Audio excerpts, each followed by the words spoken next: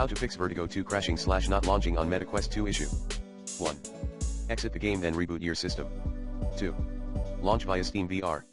3. Ensure your Steam VR is running properly. 4. Uninstall then reinstall the game.